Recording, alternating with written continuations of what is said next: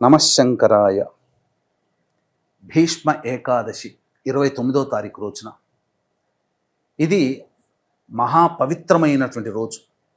ఈ భీష్మ ఏకాదశి రోజునే సాక్షాత్తు విష్ణు భగవానుడు పిశాచ యోనిలో ఉండిపోయినటువంటి పులోమాన్ అనే గంధర్వుడు, పుష్పవతి అనేటువంటి నాట్యకత్తెకి మోక్షాన్ని ప్రసాదించినటువంటి పవిత్రమైనటువంటి రోజు.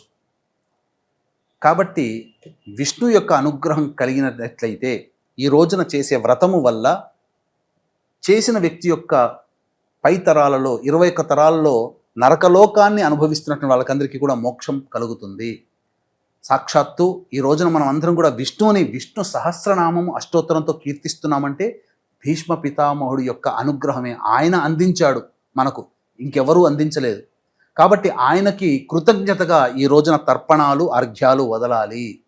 ఈ రోజున సూర్యోదయం కంటే ముందే నిద్రలేచి కాలకృత్యాదులు తీర్చుకొని చక్కగా విష్ణు చిత్రపటానికి కానీ విగ్రహానికి కానీ పూలమాల సమర్పించి విష్ణు అష్టోత్తరంతో కానీ సహస్రనామంతో కానీ పూజ చేసి దేవాలయానికి చేరుకొని విష్ణువుని దర్శనం చేసుకొని సాయంకాలం వరకు కూడాను ఉపవాస నియమాన్ని పాటిస్తూ సాయంకాల ప్రదోషకాల సమయంలో మళ్ళీ కాలకృత్యాదులు తీర్చుకొని విష్ణు సహస్రనామం లేదా అష్టోత్తర పారాయణం చేసి ఆ రోజంతా జాగరణ చేసి తెల్లవారి లేచి మళ్ళీ కాలకృత్యాదులు తీర్చుకొని మళ్ళీ పూజాది కార్యక్రమాలు యథావిధిగా చేసుకొని ఇంట్లో వండి పెట్టినటువంటి పదార్థాలు కానీ లేదా పండ్లు ఇతర పదార్థాలు ఎవరైనా అనాథలకి వృద్ధులకి ఇచ్చి కుటుంబ సభ్యులు ఈ రోజున సమాప్తం చేసి అనగా ద్వాదశి తిథి రోజున ఈ యొక్క వ్రతాన్ని సమాప్తం చేసి భోజనము చేస్తారో, దైవానికి నైవేద్యంగా పెట్టిన భోజనం ఎవరైతే చేస్తారో వారికి విష్ణు అనుగ్రహం కలిగి సకల కష్టాలు తొలగిపోతాయి అని మనకు శాస్త్రం చెప్పబడింది. కాబట్టి అవకాశం ఉన్న వాళ్ళు ఈ యొక్క సంబంధించినటువంటి పూజని చక్కగా ఇంట్లో చేసుకోండి. అలాగే